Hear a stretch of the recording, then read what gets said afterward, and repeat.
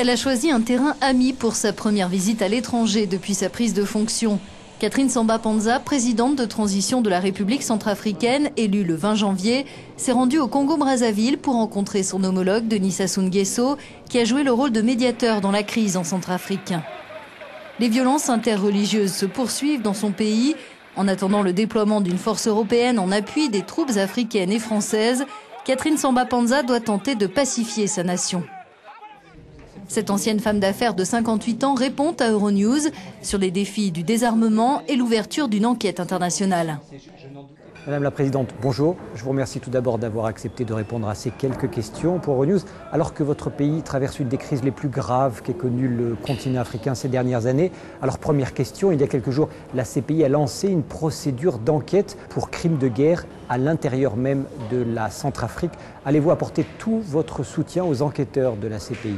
Le procureur de la Cour pénale internationale m'a informé de cette procédure et a demandé le soutien du gouvernement centrafricain dans cette procédure. Et je lui ai donc assuré de ce soutien-là.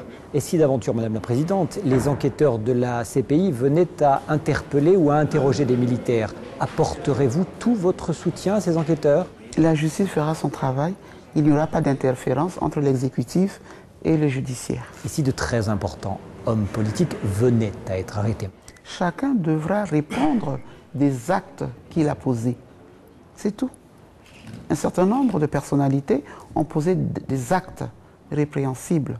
Ils répondront de ces actes-là. Je n'ai pas à protéger, moi, des bandits de grand chemin ou des politiques véreux ou des agitateurs qui ont amené ce pays dans la situation que nous connaissons en ce moment. Je ne protégerai personne. Chacun répondra de ses actes devant le tribunal international. Avez-vous besoin, Madame la Présidente, de plus de troupes françaises, de troupes de l'Union européenne, de troupes de l'Union africaine ou de troupes des Nations Unies? Il faut davantage d'hommes, d'où mon appel à la mise en œuvre d'une opération de maintien de la paix. Je pense qu'il faut être réaliste. Nous n'avons pas assez d'hommes pour être partout dans les zones sensibles où il y a vraiment d'insécurité. Nous avons donc besoin de davantage de troupes. Nous aurons les troupes européennes qui seront au niveau de l'aéroport. Cela va libérer davantage les troupes de l'opération Sangaris. Même en libérant les troupes de Sangaris, ils ne seront basés que dans certains endroits. L'expérience nous a montré que quand les troupes MISCA ou Sangaris se retiraient d'un endroit sensible, il y avait des exactions. Donc nous avons davantage besoin de troupes partout sur le terrain. Combien de temps vous donnez-vous pour rétablir la sécurité à Bangui? J'ai donné 1 mois. La priorité aujourd'hui, votre priorité, est-elle de désarmer toutes les milices? Mais il y a tellement d'armes disséminées dans le pays que c'est une opération qui va se faire au fur et à mesure. Mais il y a la volonté déterminée de désarmer toutes les milices. Pourquoi de telles violences, Madame, entre chrétiens et musulmans, ces scènes de pillage, de lynchage, de meurtre que l'on a vues entre deux communautés qui jusqu'à présent vivaient en bonne entente? Nous avons comme cause principale la pauvreté. Il y a une très très grande pauvreté, des jeunes sans emploi et qui sont très vite manipulés. Et donc j'affirme que les politiques ont utilisé ces sensibilités-là pour arriver à certaines fins. Malheureusement, ça a accroché entre les musulmans et les chrétiens. C'est une réalité. Faut-il, Madame la Présidente, que le pays passe par un processus de réconciliation nationale? Il faut un processus de réconciliation. Le processus de réconciliation nationale sera l'aboutissement d'un processus qui viendrait étape par étape. Je suis pour que le processus commence à la base, par le dialogue intercommunautaire, que les Centrafricains réapprennent à vivre. Et le jour où il y aura un dialogue national, ce sera vraiment la conclusion de tout ce processus-là que nous aurons mis en place.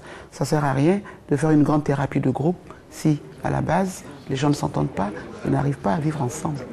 Que répondez-vous aux Cassandres qui disent que le pays va vers une scission inéluctable? Je ne céderai aucun pouce de mon pays. Vraiment, je condamne fermement les velléités sécessionnistes de la République centrafricaine. Et j'ai mis en garde les gens qui voulaient donc faire cette partition, qu'ils me trouveront à leur passage. La communauté internationale a salué votre élection, Madame la Présidente. Les pays voisins ont salué votre élection. L'Union africaine a salué votre élection aujourd'hui. Comment allez-vous sortir le pays de cette crise terriblement grave dans laquelle il est englué? Les problèmes sont réels, des défis immenses, des attentes des populations également sont importantes. Il y a beaucoup de besoins non satisfaits.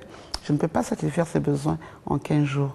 Cela dit, j'ai conscience des défis qui m'attendent, j'ai conscience des espérances qui ont été mises en moi et je me dis, j'ai une obligation de résultat. Vous êtes la 3e femme élue à la tête d'un État africain.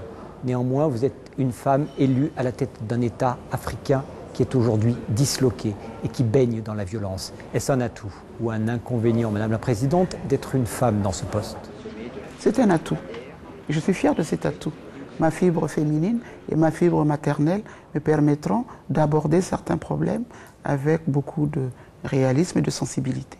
J'aurai beaucoup de difficultés devant moi, j'en suis consciente, mais je me dis au fond on y arrivera. Je vous remercie d'avoir répondu à ces quelques questions pour Euronews, Madame la Présidente. Je vous en prie. Merci.